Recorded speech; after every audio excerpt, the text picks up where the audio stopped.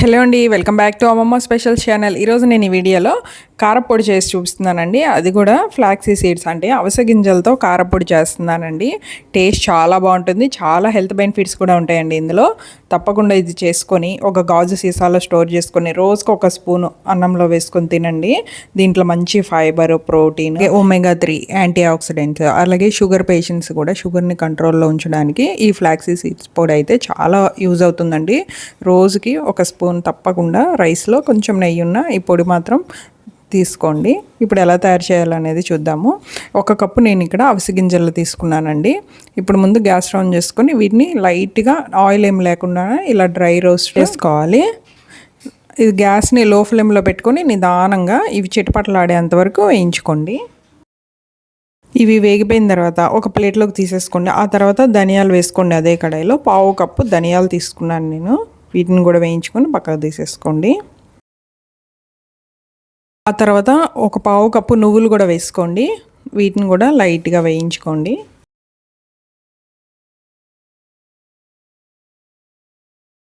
నువ్వులు వేయిన తర్వాత అదే కడాయిలో ఒక 2 స్పూన్లు శనగపప్పు వేసుకొని వేయించుకోండి. అలాగే ఒక 2 స్పూన్లు మినపప్పు కూడా వేసుకోండి. ఇవి కొద్దిగా లైట్గా దోరగా వేయించుకోండి. ఇవి వేగుతున్నప్పుడే దీంట్లో జీలకర్ర కూడా వేసుకోండి. మనకి కొంచెం శనగపప్పు వేగడానికి టైం పడుతుంది కాబట్టి ముందు ఇవి వేసుకొని వేయించేసుకోండి.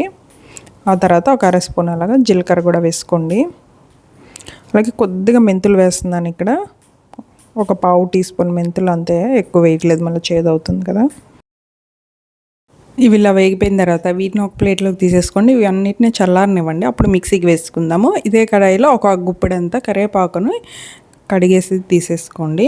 అంటే వాటర్ లేకుండా తీసుకోండి. ఇవి కొంచెం డ్రై అవ్వాలి, అంటే కొంచెం ఇలా పట్టుకుంటే మనకి క్రిస్పీగా అయినట్టు అంతవరకు వేయించుకోండి.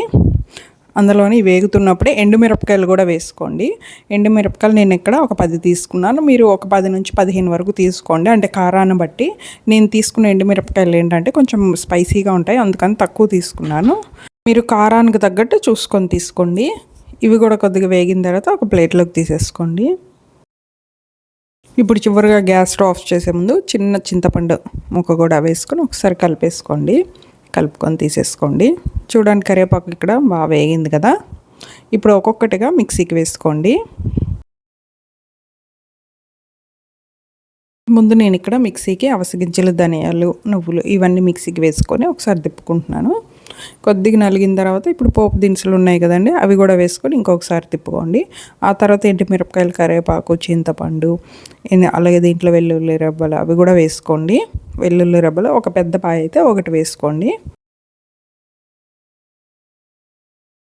సాల్ట్ కూడా ఎక్కడ వేసుకోలేదు కదా, సాల్ట్ కూడా వేసేసుకోండి టేస్ట్కి తగ్గట్టు.